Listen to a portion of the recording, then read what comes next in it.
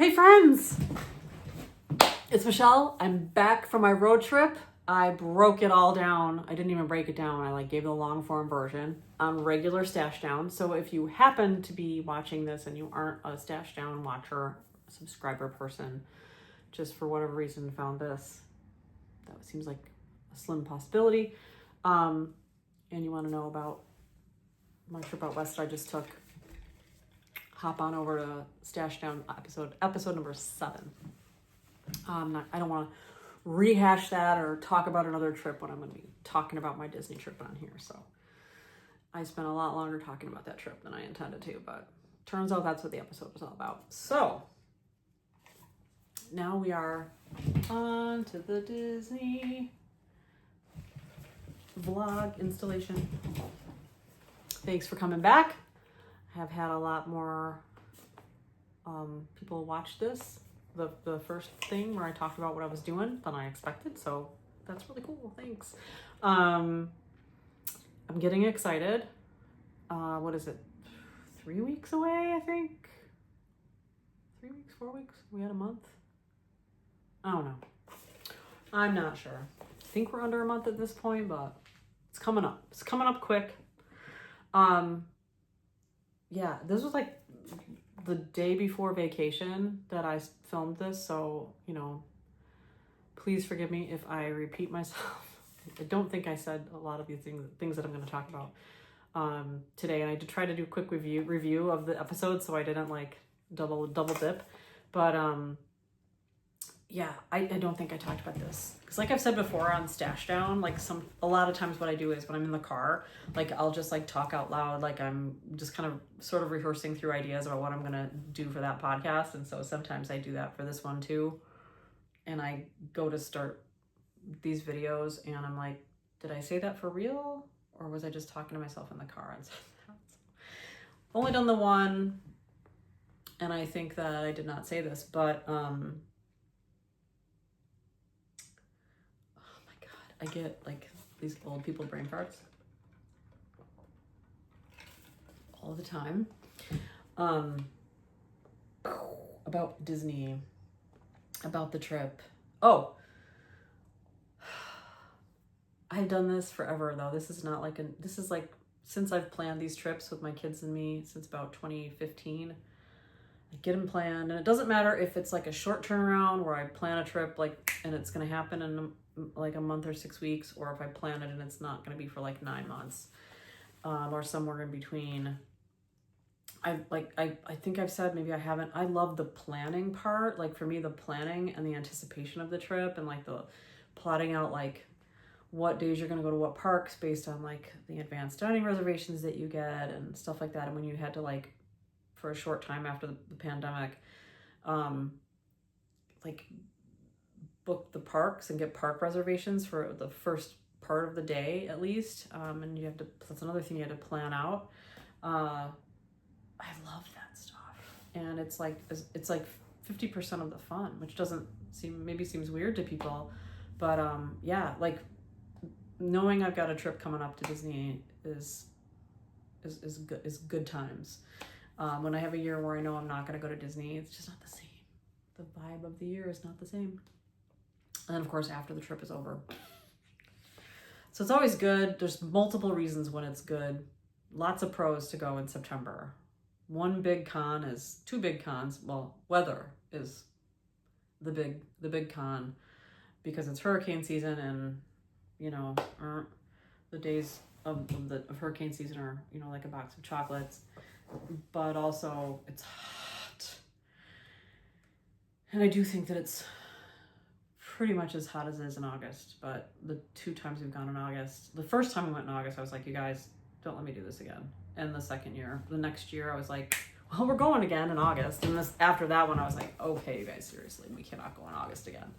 September, maybe, but dang, it is, the Florida heat is no joke. As you, I'm sure, know if you've been there in the summertime. It's insane. Or if you live there in the summertime. Live there all the time, or you live there. It is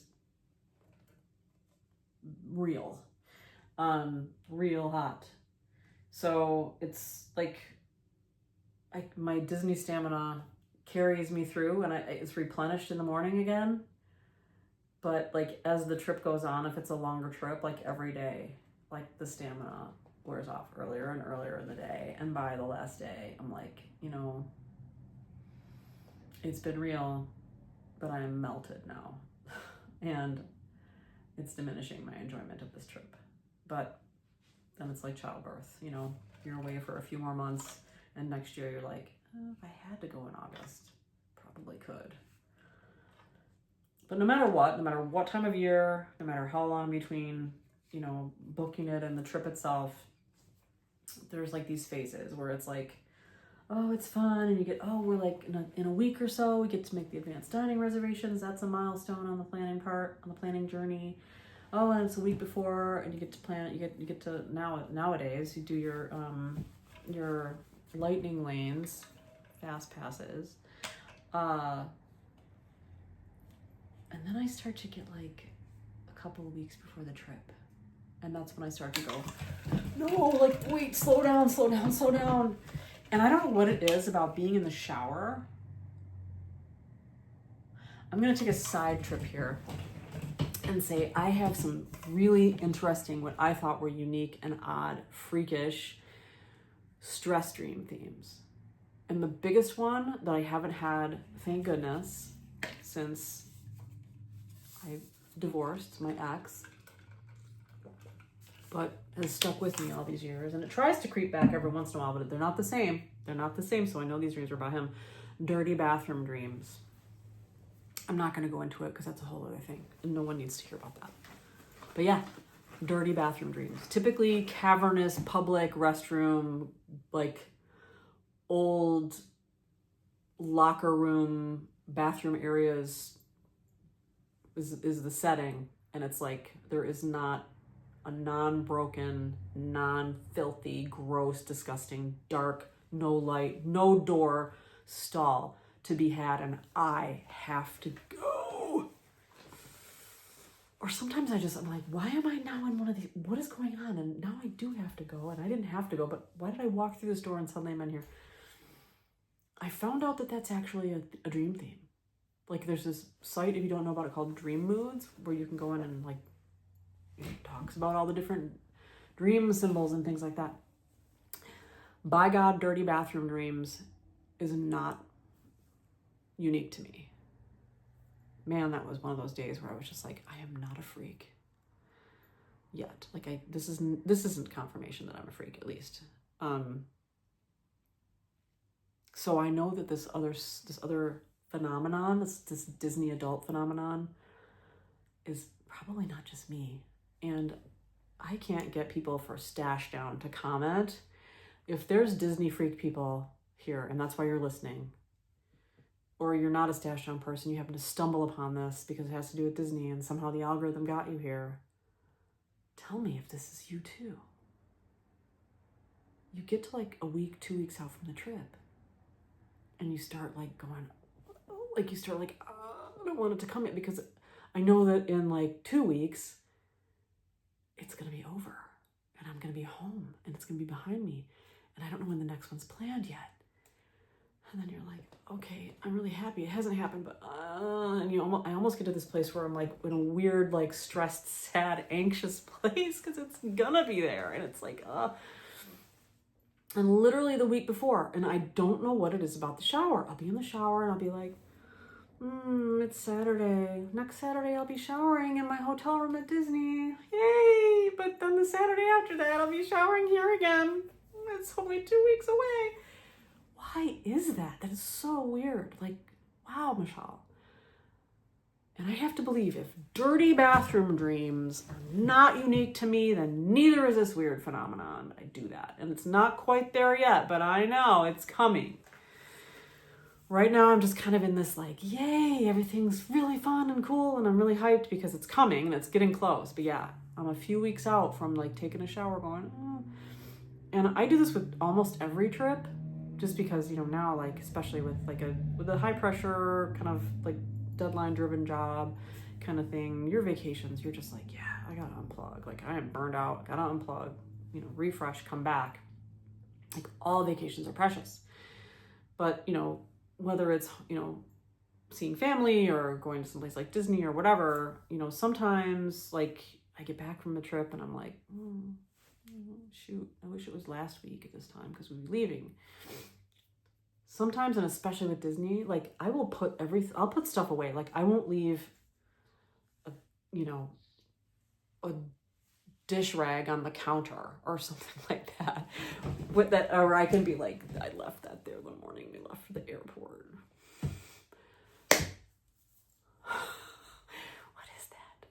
So anyway, we're getting to that point. We're getting close to that point where, yeah, like clean up everything. So it's a universal clean slate. So when you come home, there's nothing to be like, that was from the day before I left Disney World. Anyway, and this is going to be really cool when I'm starting to really think like, this is really going to be cool. Really going to be cool. Just do what I want to do when I want to do it, and go where I want to go, and yeah, all the things. So I have an idea, I think, for the next one of these. I might just go ahead and do it in a couple of days. I woke up yesterday on the wrong side of the bed about Disney. And that's a little bit of an exaggeration. It didn't happen when I woke up and got out of bed. But I decided to start listening to my Disney playlist on the way to work. So I put it in, I'm listening. I'm like, yay. And then my brain starts talking, thinking about, I really got to start in my spare time, or when I'm just like, have time to just sort of like stare off into space and daydream. Started thinking about the trip and what it might be like and stuff like that. And then I just started thinking about things about Disney, and I started thinking about things about Disney that bugged me. And I started feeling real ranty about stuff. And so then I was like, argh. By the time I was halfway to work, I was like ready to get on here and just be like, part of this is going to be Disney ranting. And it's not about Mickey Mouse. It's not about the characters. It's not about the cast members. It's not about the park. It's about corporate, right? This is a whole tangent, and I just finished filming a stash down. I'm in a good mood. We're gonna have pizza in just a little while. Then I do have to go back to work, so I need to get back to this installation. I'm gonna do another whole installation about my Disney rants, because let me tell you, I mean, I can rant about things that I'm just like disgruntled about, and those rants just have tangents just like shooting all over the place. So that might be one that you're gonna need to share my ranty feelings about, or just be like, wow, okay, I'm just gonna go over here while you're ranting. Clearly you just need this for catharsis. I don't know. Since I got home and since I've been doing this for Stash Down, I'm in a better mood than I even was earlier today. And I'm just feeling like talking about the fun stuff, the good stuff, the trip itself. So I'm going to leave that rant over there and not get into it today.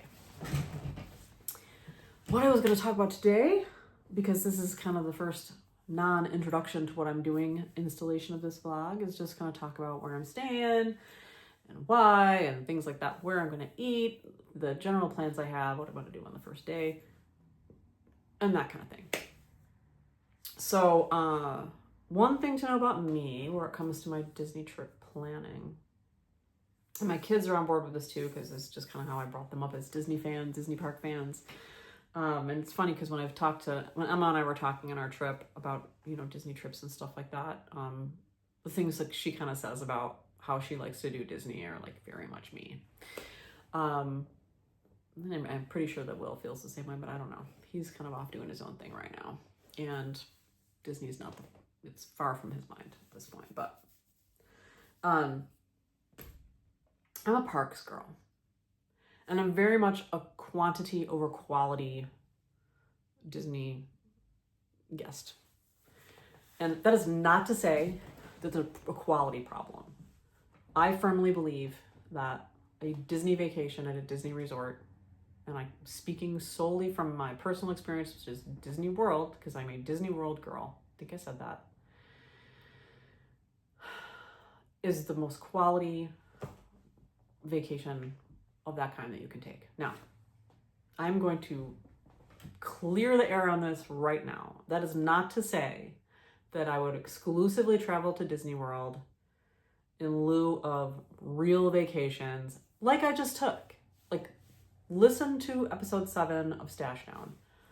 that trip was just mind-blowing. We had a fantastic time, and there is nothing like going and seeing the beautiful parts of this country that I hope will be able to still continue. Because believe me when I say that, on my mind the entire time, every time I was just blown away, mouth hanging open, could barely speak at how beautiful things were. All I could think of was, please don't let anything happen to this.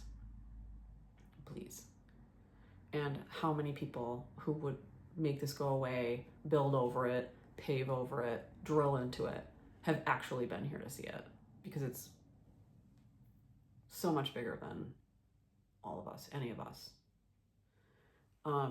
And I know that there are places all over the world like that. So that is not to say that I'm comparing this in any way to traveling abroad, traveling to other parts, like the Grand Canyon, or, you know, back again to the Pacific Northwest to see other parts of it, back to Mount Rainier, which I love so much. All of this, you know, all of these things, to the Painted Desert, to, you know, I'd like to go to Sedona, Arizona, places like, there's just places all over the world, every continent, that if I haven't been there, I'd still like to go to. Totally different thing. Totally different thing. But when it comes to something like a trip like that, there's nothing that compares to Disney. I have not been to Universal myself, but I understand that as amazing as it is, it's not the same thing. Even Disneyland isn't the same thing. I think Disneyland you can probably do in a day or two and then you're good.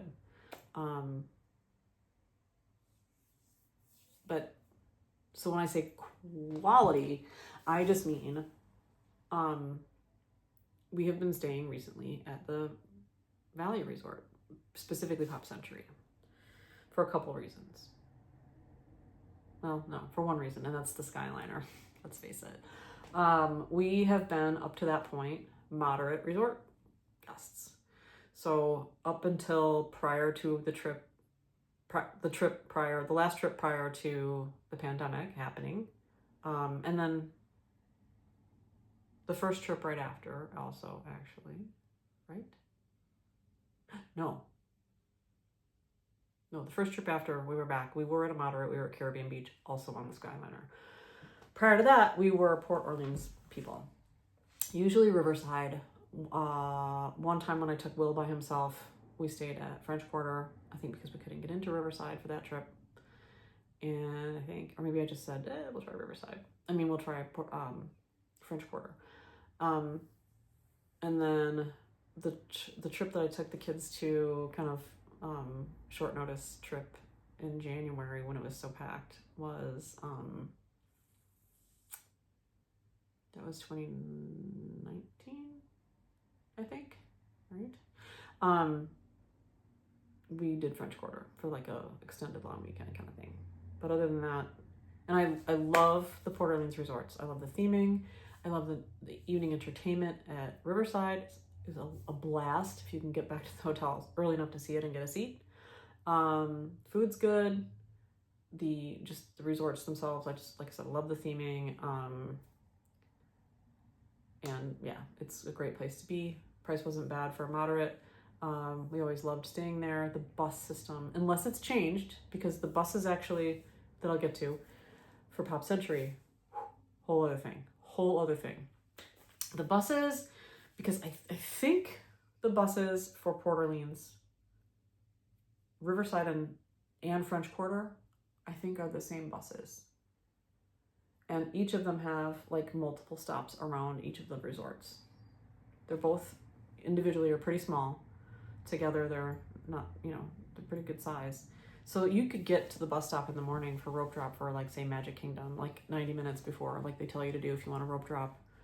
And the first bus that gets there to you is full because it's been every place else and it's back again, or it's finally at your stop and it's full. And you've been standing there for an hour waiting to get on a bus. At night, same deal. Like, there are fewer people at the moderate resorts than at the Valley resorts, but there's enough that, the bus system, we had trips where the buses were great, but then by the end while we were staying there, we were just like, oh my God, these buses. especially first thing in the morning and like late at night if you're at the park for a party, or when the parks used to be open, when Magic Kingdom used to be open and regularly till 11 or 12 o'clock at night. That's part of the rant video that I'm gonna do later.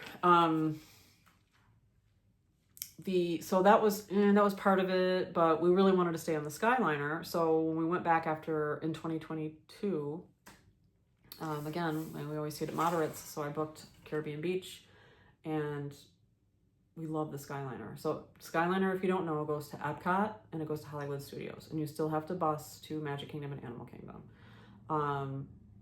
It was great. And Caribbean Beach, being a moderate resort, it's just the rooms are bigger, the theming's more elaborate. There's usually more than just a food court. The stores are usually a little better, like the merch shops and stuff on the resort property itself. And then one amenity that I'm kind of annoyed that they just don't just do at the Valley resorts, because what the hell? We had like in our little, I think we were in Aruba, I think was our building. So we were right down the hall. They might have had another one in another area of that little complex of the resort. But like right down the hall from our room was one of those fancy Coke machines where you like push the buttons to get the flavor and stuff. Love those. So and it was free. So every night we would grab our cups, like our resort cups that we had, because we had the meal plan, and we'd fill up the cups with pop. And it was so refreshing. It was hot. It was September. And so when we went to pop for the first time the next year in 2023, we were like, the Coke machines. No, that's a moderate and above resort situation. They don't have those in the Valley resorts. Because and I'm going to say this, and I'm going to touch on it in the rant video. Disney corporate has set up a caste system. I'm just going to say it. The resort tiers have become a caste system. And that's one thing I just don't like about it. But again, it's not the cast members. It's not Mickey. It's not the parks themselves. It's the greedy corporate people that are making Walt Disney roll in his grave. I guarantee it. Anyway, that's for another time. So yeah, I can deal with not having free fancy Coke machines in my Valley resort, because man, the buses to the Magic Kingdom and Animal Kingdom never have a problem in the morning when you go on a rope drop, ever. You can get right in there and get on the bus, no problem. But at night, when you're coming home from like a Halloween party or whatever, or just at the end of you stay to the bitter end or whatever, and everybody's trying to leave the park, they move Pop Century people just like this. And as long as we're not having weather and the Skyliner's open, that actually, like when I went with Emma last year and we were going back after we stayed for the fireworks at Epcot, and so we would go out through the International Gateway behind France, between France and Great Britain, kind of in that area, and back to the Skyliner station. The line I was just like, it was long, and then it was like, it keeps going, and it was like twice as long as where I thought it was holy crap long. And we were just like, oh my God, we're not gonna be home till midnight. They moved that line. It was quick. I mean, we were like dumbfounded at how long that line was. It's like everybody in Epcot was suddenly in line for the Skyliner. It moved like crazy. We were just like, oh damn, it's moving. This is cool. We weren't in line that long. I mean, we probably were on a gondola. So the Skyliner, if you don't know, is a gondola system. It's very fun, very cool, very smooth. I don't know. In that kind of scenario, I don't have a heights thing. I don't have a problem with it. It's really fun. But they do close it down if it's like windy or if there's thunderstorms. You know, yeah. So, or if it's, you know, more than just spitting, they'll shut it down. And that goes to Epcot, and it goes to Hollywood Studios, and it runs to Caribbean Beach, which is a moderate. Pop Century, which is a value. Art of Animation, which I think they have listed under value, but it's really a moderate, let's be honest. And then Riviera, which I don't know if you could stay at Riviera unless you're a DVC member, Disney Vacation Club member, or not. I don't know. I don't have any interest in staying there. It's not, if I'm going to stay at an expensive deluxe resort, it's going to be, that's like so far down on the list of ones that I would stay at. I don't really care. I'm sure it's nice. People love it, but it's fine. But that's the deluxe resort that's on the Skyliner as well. When you can stay at Pop Century or Caribbean Beach. And visit there and eat and whatever, who cares? So we've really, really enjoyed staying at Pop, and we've kind of been Pop fans ever since then. I don't know, last year when Tom and I went, next time I think we'll stay at Caribbean Beach.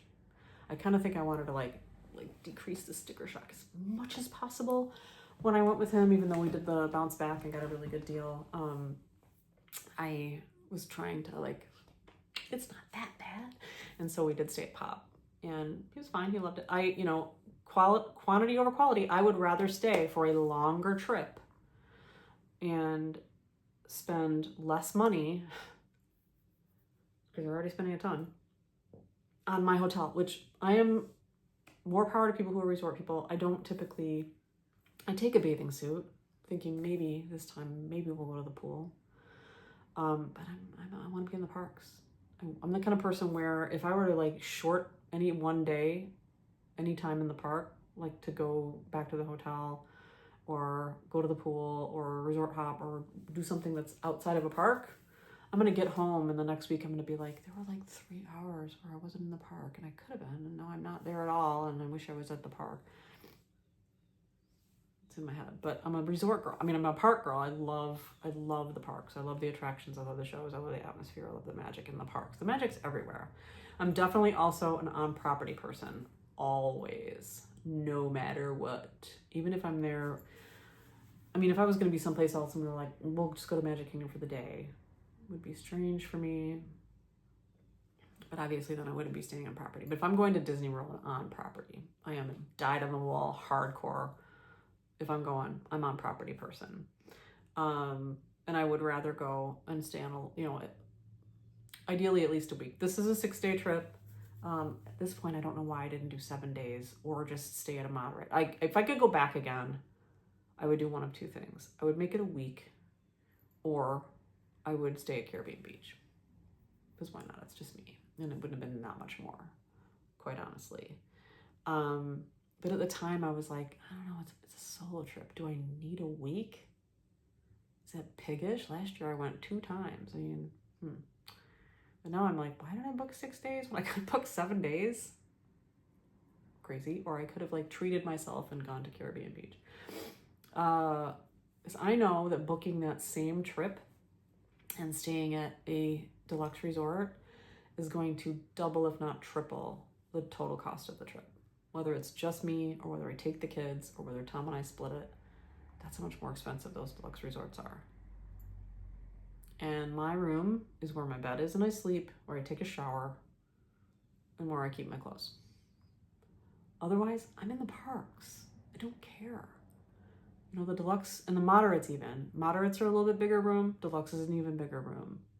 Amenities are better, moderate than value. They're even better. They're the best at the deluxe resort. You can walk into a deluxe resort. You can go to their restaurants. You can shop in their shops. You just don't go sleep in their bed. You can't use their pools. The pools do upgrade as you go, and the deluxe resort pools are the best. The moderate resort pools are really nice. Most of them have a slide, but then, some of the pools at the deluxe resorts are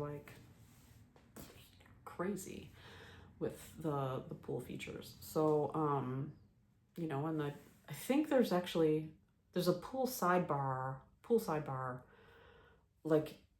in the patio area of the pool area, at Pop, but it's not a swim up. But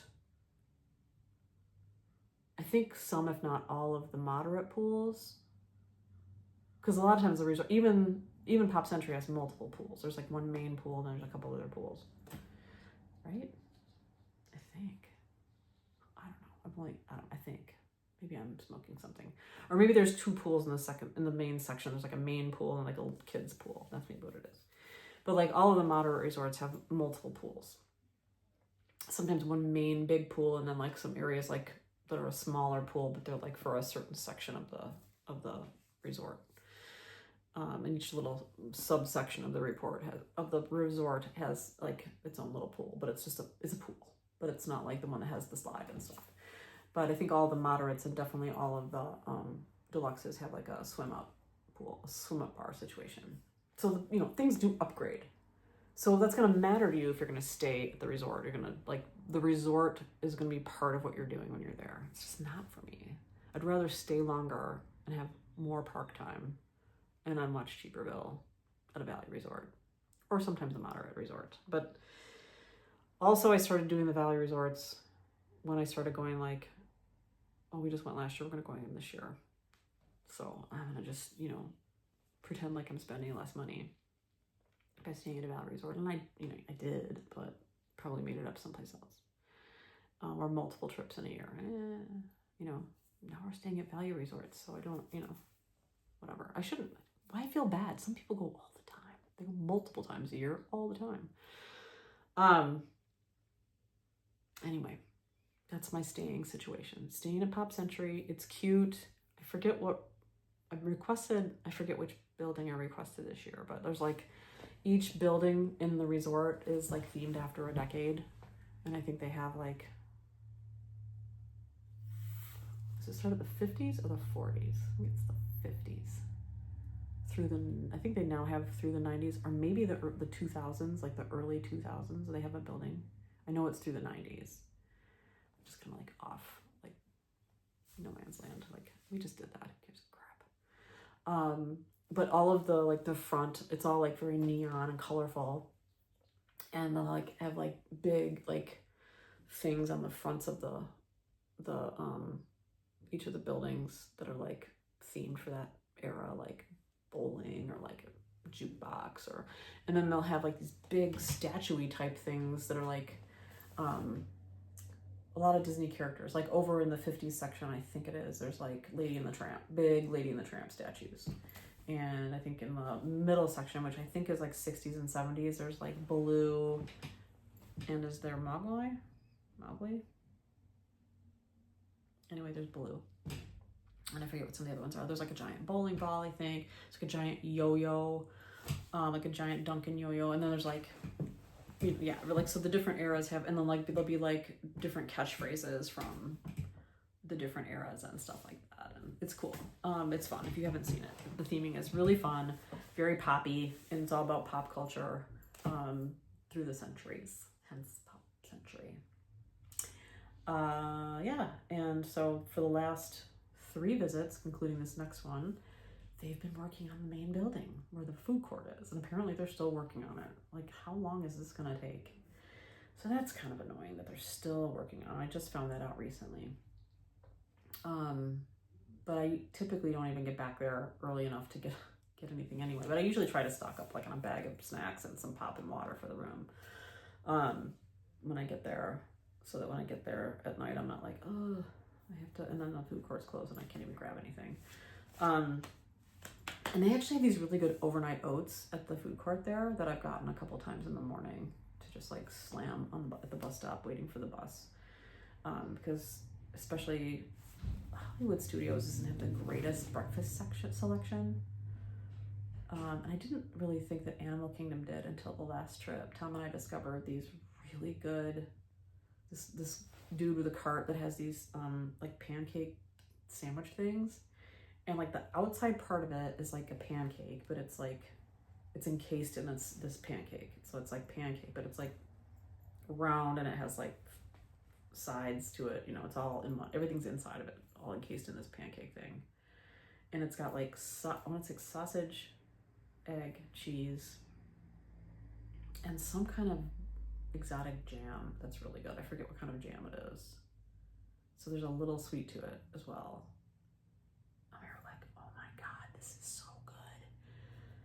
And I think I saw the cart when Emma and I were there, but didn't really think anything of it. But so there's that if you're not going. But my favorite place to go for breakfast is Tusker House in Animal Kingdom, and we go every time. We make sure we go there because we know one of the cast members that waits there, and his name is Neil Oster, and he is awesome. And that's a whole other cool story about how we came to know him. But like a really cool story. But I think he knows, like, I think everybody knows Neil. But yeah, the only times we've not gone there and seen Neil is when he's like at some point been like, texts me and is like, hey, unfortunately I had to go to this. Like one time he had a funeral, and another time he was like, I forgot that I have this family thing in New York. And so there's been a couple times when we've canceled because at the last minute he's told us he couldn't be there. But every other time we go and we see him. Like Emma and I went last year in May, but he had some family thing he had to get back to in New York when Tom and I went down there. So I was super bummed that Tom couldn't meet him and that he couldn't meet Tom. So anyway, I have a reservation to have breakfast with Neil at Tusker House. But yeah, if you're just there on a day when you don't have reservations, like this is a super good option. So now I know I don't have to just get like a, turkey bacon thing at Starbucks like I get every other time I go to Starbucks in the morning. Like, newsflash, Starbucks breakfast sandwiches aren't better at Disney. It's not like a hot dog at a baseball game.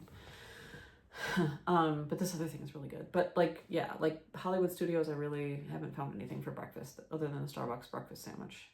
So sometimes I'll grab, a couple times I've grabbed these overnight oats like the night before and stick them in the fridge. But whether or not that silly food court situation is going to be fixed at Pop Century when I'm there in a few weeks, I don't know. We'll see.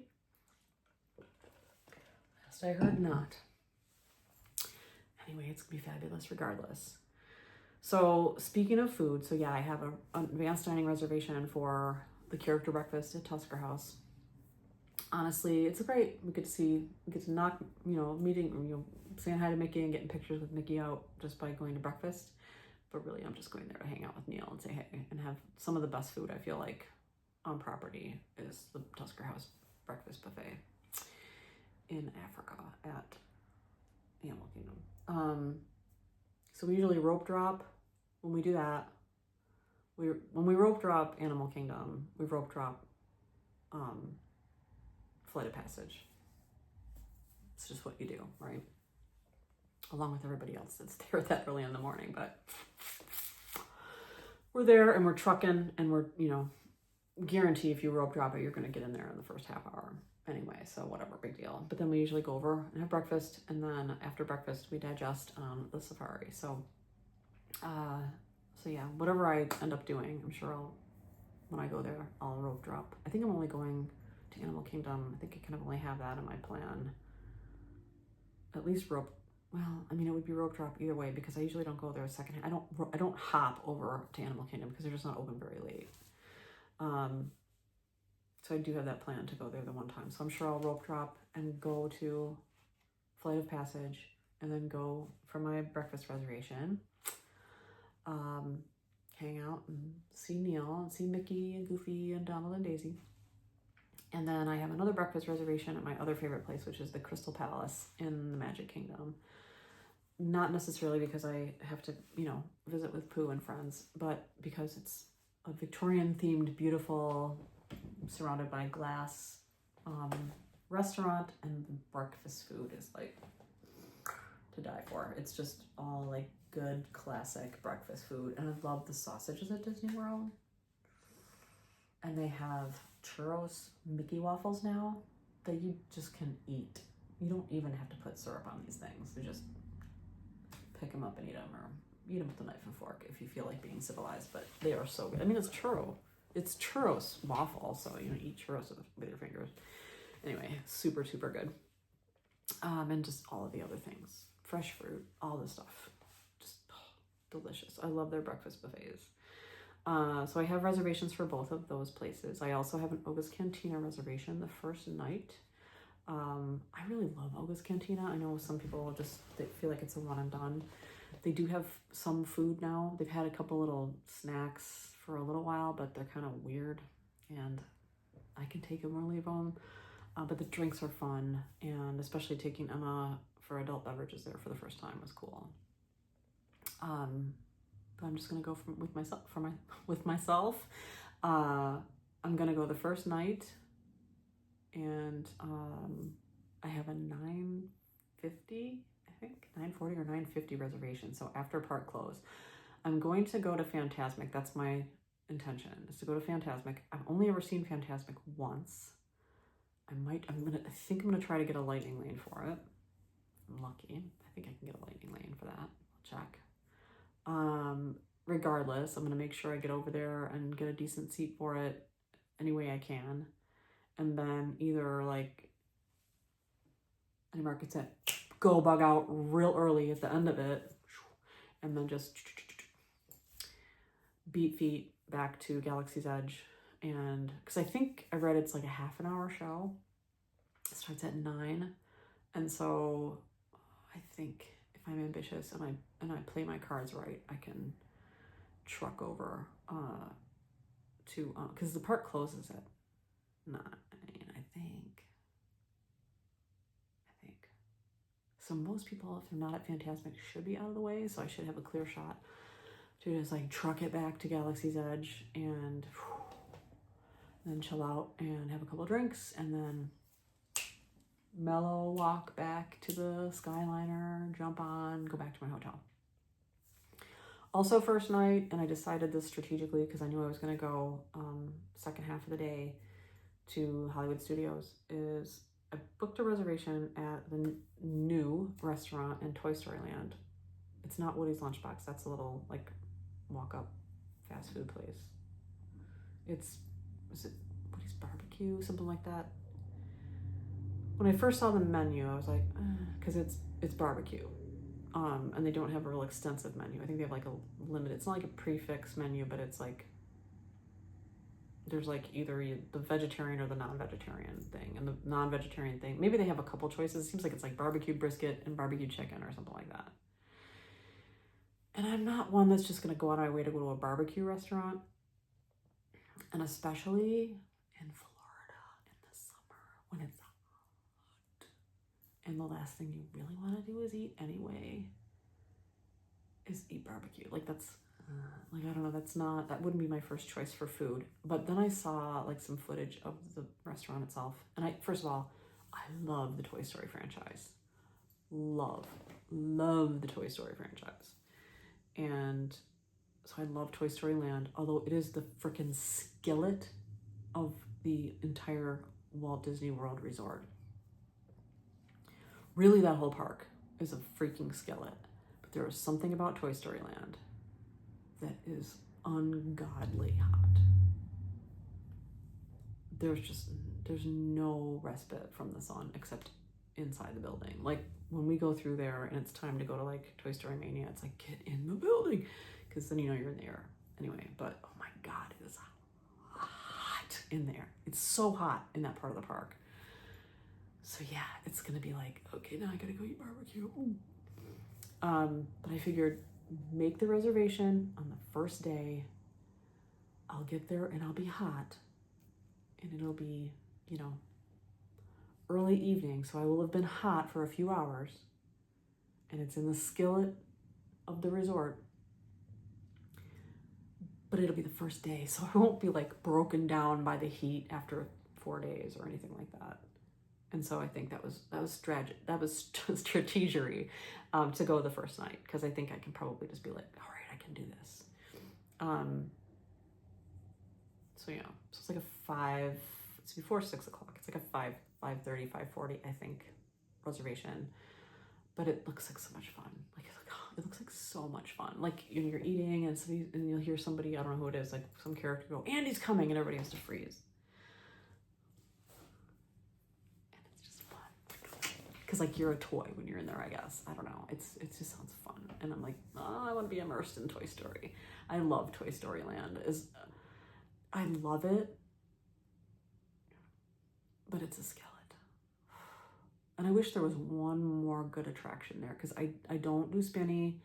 So the spinning alien whatever, or like I can't. It's like the teacups, except it's Toy Story aliens themed, and I can't do it.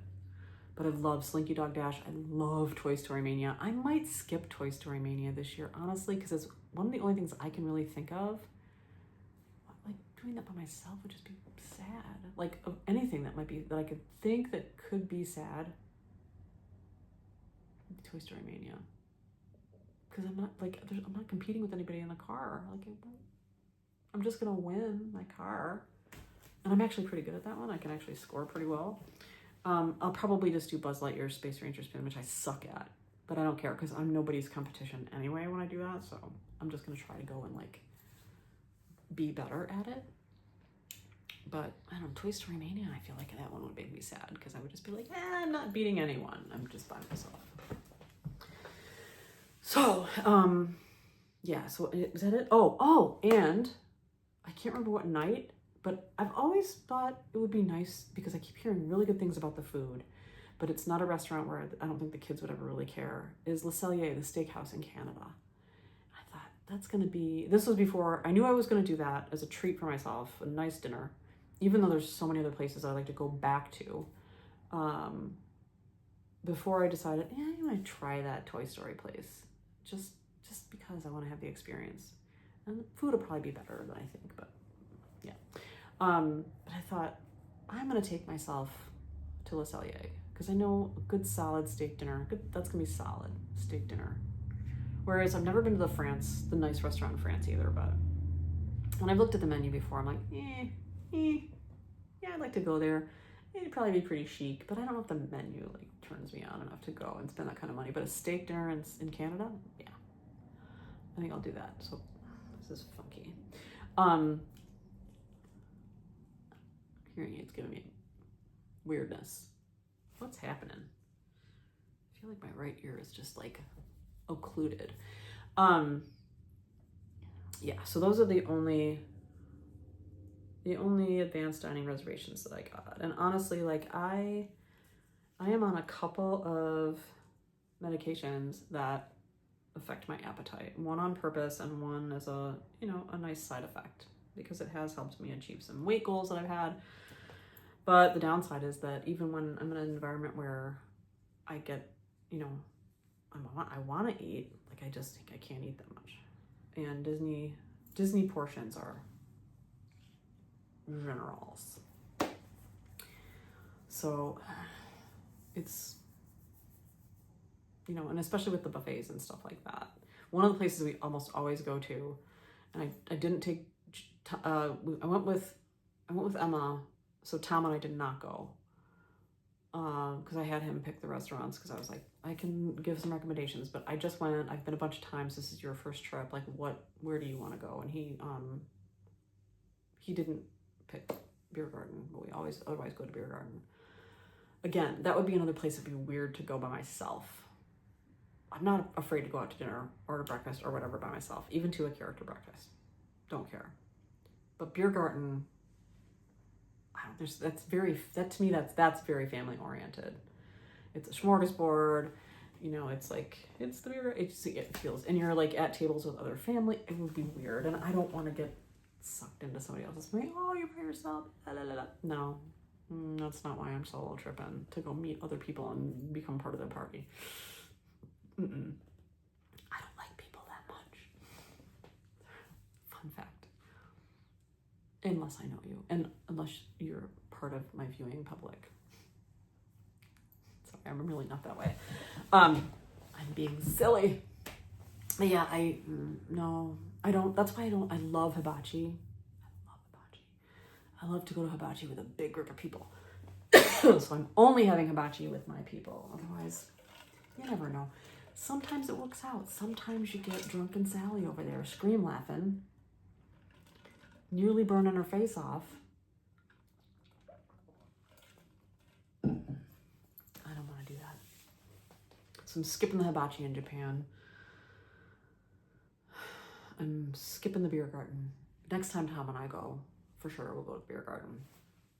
So yeah, Le Cellier, 2 breakfasts, Oga's Cantina, and starting out with barbecue with Woody and friends. Ouch. I keep poking myself with a knitting needle. I've got 2 spots on this finger that I poked into. not bleeding, so that, like, it's going in like a giant acupuncture needle, and it hurts, man. Yeah, knitting injuries. Who thought? So those are the eating places. And then I'm gonna do something a little different to start. Typically, we either go to Epcot first day right away, like right when we get there, or where have we gone before? I know there's one time when Will and I went into Animal Kingdom first. Not sure why we did that or how we got into Flight of Passage so quickly that time, but yeah, we did. And Hollywood, I think Hollywood Studios we've gone to first before. I don't think we've ever gotten there and gone, like when we get there early in the morning, or we get there so that we're at least in the parks by like 1 o'clock in the afternoon on the day of arrival. I don't think we've ever like started with the Magic Kingdom. I know we've ended the evening with Magic Kingdom before. Emma and I ended the evening with Magic Kingdom the first night on our trip in May to see the fireworks and stuff. We wanted to see them from like the train station, because usually we're up front, and I was like, let's do this time, and then we'll just get out of here. We'll have been up since crazy hours long before the break of dawn to get to the airport, so let's just watch it from the back of the park that first night, try to get back to the hotel ahead of the crowd and whatever. But I've never started there before, and I'm gonna start there the first day, and I think I'll probably be able to get into the parks by like 11 in the morning if all goes well with transportation. So that's where I'm gonna start. And then I'm hopping over to Hollywood Studios because I have those reservations at Oga's and Woody's barbecue, whatever it is. What else do I have to say about that? So obviously some of the days are gonna be based on where I have reservations. Like the morning that I have Tusker House will be at Animal Kingdom for rope drop. The morning that I have Crystal Palace, I think that's the last full day. So that would be Wednesday, I think. I'll be for sure rope dropping Magic Kingdom that day because I have Crystal Palace. And I'm also on Sunday, I think it's Sunday night. Is it Sunday night or Tuesday night? I'm pretty sure it's Sunday night. Mickey's Not So Scary Halloween Party, this is probably my 6th one of those, and I'm excited to go by myself. Definitely worth the price of the ticket. One of the only ways, the only way to get to stay at the Magic Kingdom until midnight anymore is to pay for a party. Saving that for the rant video. Save it, stow it, save it and stow it for later. But yeah, the Halloween party, of course. It's the Halloween party, my total jam. Typically we have dressed up for it as a family. Last year, Tom and I didn't dress up for it when we went. Emma and I, did we Disney bound? I can't remember. I think we talked about it. I don't remember if we did. One year we went twice. 2 years we went twice. Wait, yes. Two years, the kids and I went twice per trip because they were the longer trips. And each time we dressed up as three of the stretching room characters. And then the other time we Disney bounded. Pretty sure. Maybe we only went once the second time, but we didn't stay dressed the whole time. We took clothes, put them in a locker to change into. So that halfway through the night we were just like not hot anymore, because that's the only problem with dressing up, is that no matter what, you're probably going to be hotter than you would if you were just in shorts and a t-shirt or a tank top. So because I'm going to be by myself, obviously, I'm into it, but that's where my introversion takes over. Like, I'm not going to be there by myself dressed up. I would feel weird. I would Disney bound, but I don't know. I haven't caught the bug to pick out Disney bounding clothing, and I'm not going to go shopping for Disney bounding clothing. So I don't think I'm going to Disney bound. If you don't know what Disney bounding is, it's like dressing typically in the colors that represent a character. If you're going to Disney bound as Winnie the Pooh, you might do something as simple as red shorts and a yellow top.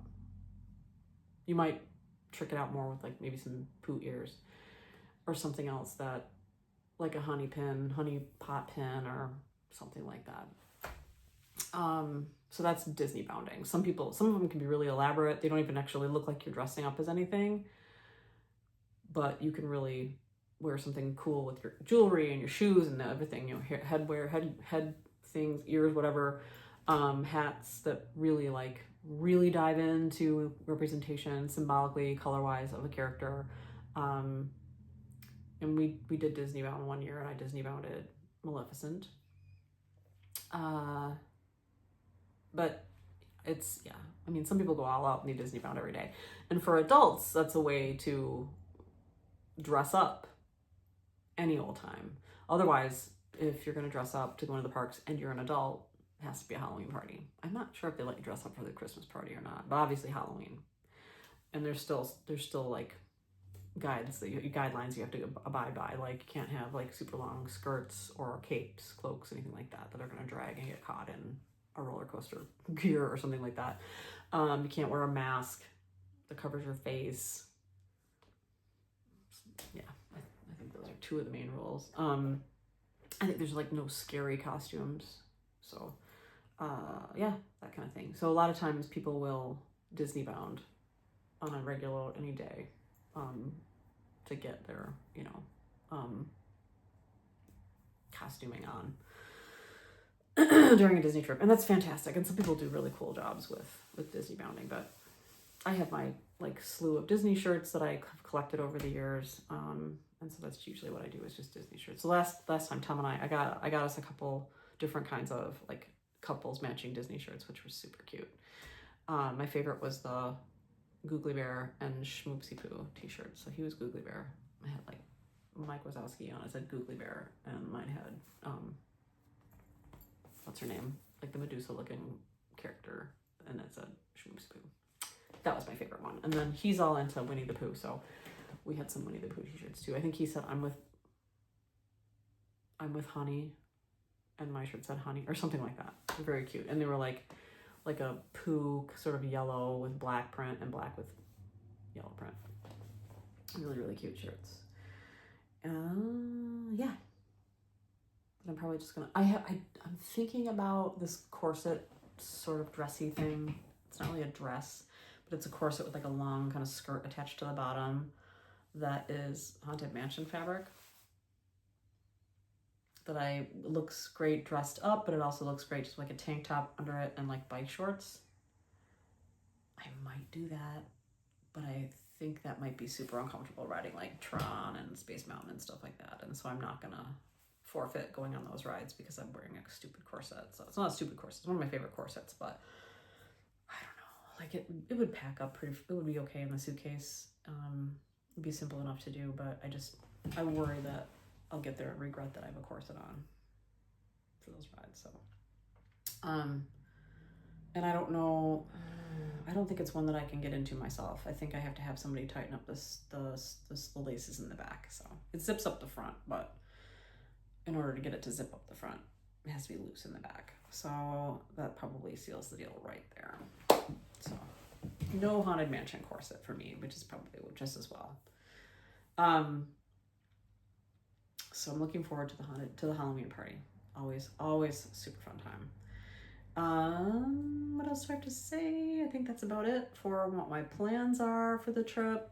So getting super excited, and we're right about at an hour, and our pizza's been here downstairs. So, and I'm getting tired, and I have to work, and this is the second, like, at least an hour that I've recorded tonight. So I'm starting to lose steam because I know especially since I know I have to go do some writing for work after I eat. So, and it's already 10 after 7. So thanks for watching, and I will see you in the next vlog.